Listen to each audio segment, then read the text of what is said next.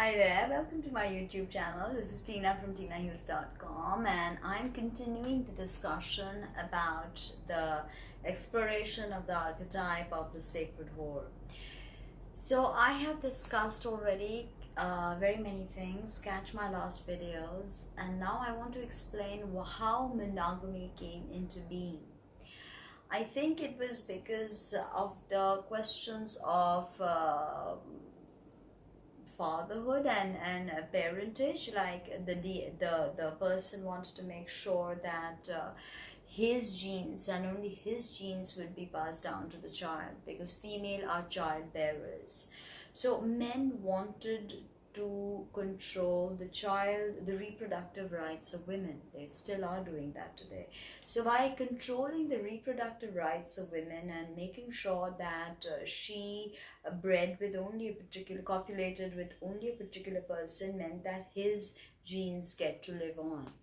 So this was one of the fundamental reasons of monogamy and why it started. The question of who the father is, okay, and also the fact that if women were somehow put in, the work life was taken away from them, finances were taken away from them, and if they were put into a more domestic role with in a monogamous relationship, then they are probably going to be there forever and look after the family, look after the children, not care about their own goals and visions, because they've been taught not to. Okay, a mother must sacrifice. That is a task. That is what women have been fed from centuries.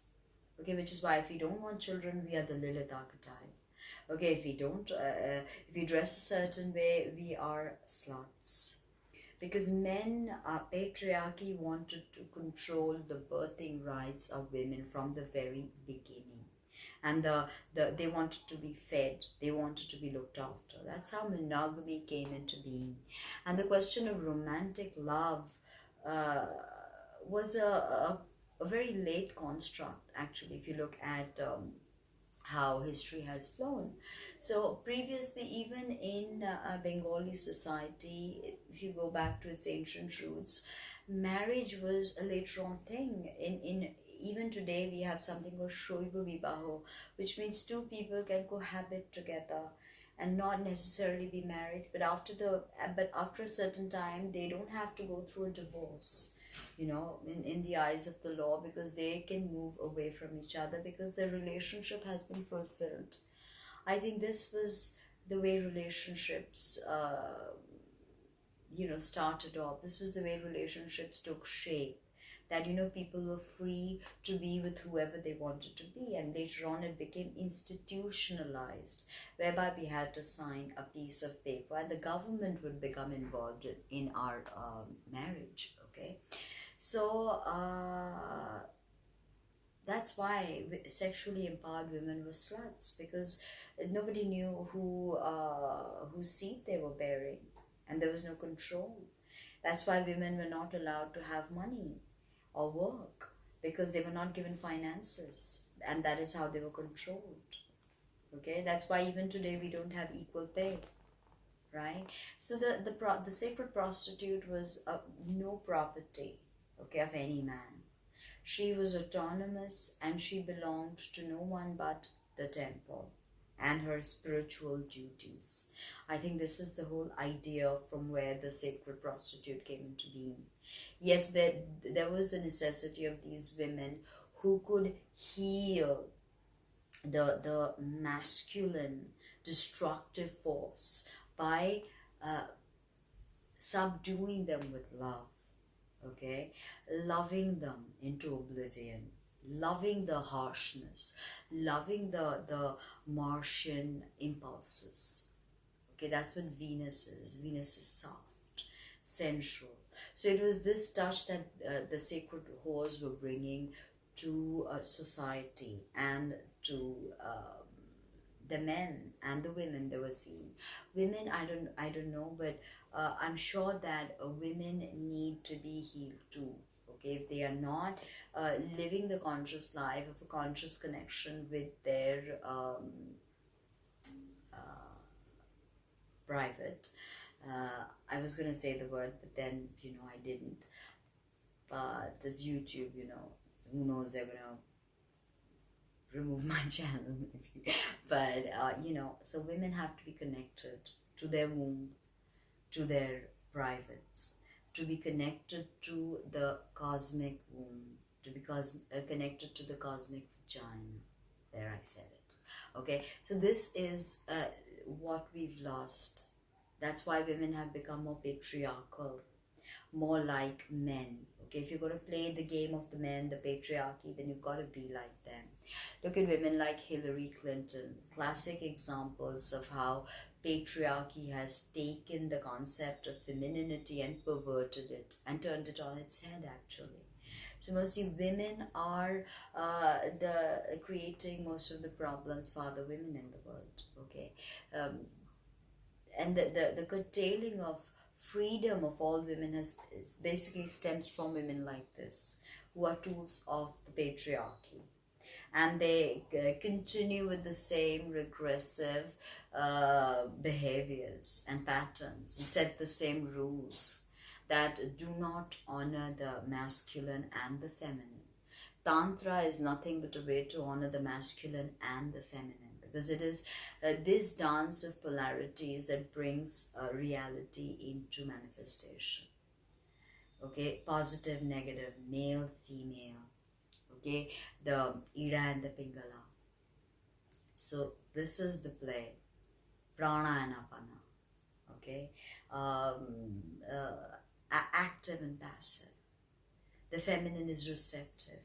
That's why she receives the semen in her womb. She receives the breast milk. So she's a receptive and nurturing and giving force. So patriarchy needed to control this giving aspect. Okay, so that is where Christianity and other Abrahamic religions started decimating the rule of the matriarch. The worship of the sacred horse, the way the sacred horse carried on their practices. You know, they were stoned. That's why Mary Magdalene was said to be a prostitute, because she was probably, she understood the secrets of the Kundalini. Okay, and obviously if there's nothing that patriarchy can throw at you, they will throw that word. Okay, she's a slut, she's a whore, this, that, and the other. We know that. So basically this toxic possessiveness of men has made women possessive too. So this possessiveness and this jealousy and this wanting to control someone, very platonic if you ask me. And it's something we all understand, that people can't be controlled, yet we try so hard to control, because that's what's been taught to us. You cannot at any point lose control. You have to always be in control. That's very Virgo energy again, right? Speaking from experience. So we became commodities for the men. Okay, they traded us. Wives could be traded in the past. Okay, in the Brahminical system, one old Kuleen Brahmin guy would marry all the Kuleen Brahmin women in the village. He wouldn't even visit them, but they would be his wives, because they are not allowed to marry outside the caste, and he's the only available man to marry them.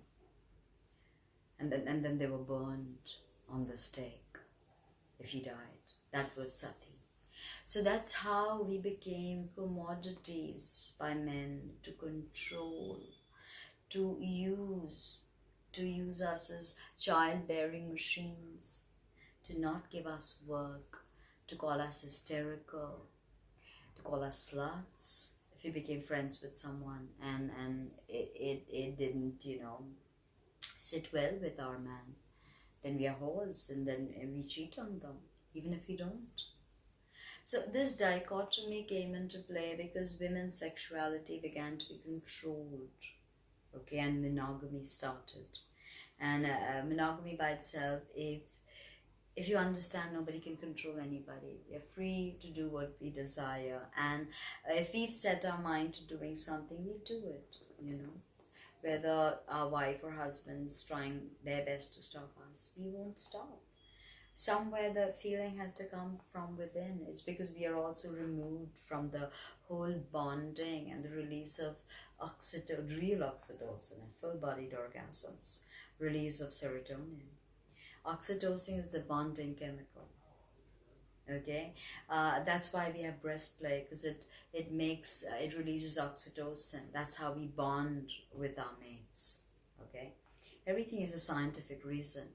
So we were never human. We were cattle. Okay, we were looked upon in society as someone's daughter, someone's wife, someone's mother. What am I? I'm someone's wife. I'm so and so's wife. I have to take his name. I'm so-and-so's mother. That's my identity. I am so-and-so's daughter. I'm so-and-so's sister. Who am I as a person? Do we think about that? No. Women are not individuals in society.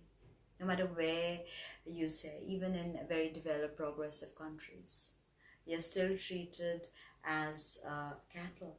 That's why our reproductive rights are not ours. That's why we have no pay equality. Even in places like Hollywood, actresses don't get paid the same way. Like female stars don't get the same money as male stars. This is the toxic system that is continuously growing. And this whole system of control has created this toxic type of monster women. Okay, toxic type of monster women who've now become the gateholders and the enablers of the patriarchs. Okay, women who burned and stoned and destroyed other empowered women by calling them witches, by calling them so many other things. Okay, she slept with my husband, or she sleeps with the devil, or she sleeps with that man's husband, that woman's husband, woman's husband, right?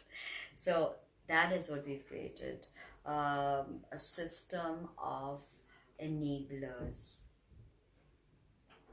Okay, and that is, if you look at most cases of wife burning, it is the mother-in-law that pushes the whole family into doing it. Okay, it's never the son who says, hey, can we burn my wife tonight after dinner, because she was supposed to bring in $10,000 and she hasn't. When we do that, it's always the mother-in-law in India in such cases. And there's tremendous wife burning and female feticide happening. Why? Because we still think of women as commodities, and they're a burden to us. Girls are a burden to us. That's how we've been taught. Okay, because she's going to go someday. She's going to get married. But if you look at stats, it's always the women who look after their parents, mostly. So that was continuing the discussion of the sacred whore archetype. See you in the next video. Like, comment, subscribe, share, and let me know what you think. Visit my website, www.tinahill.com. Thank you.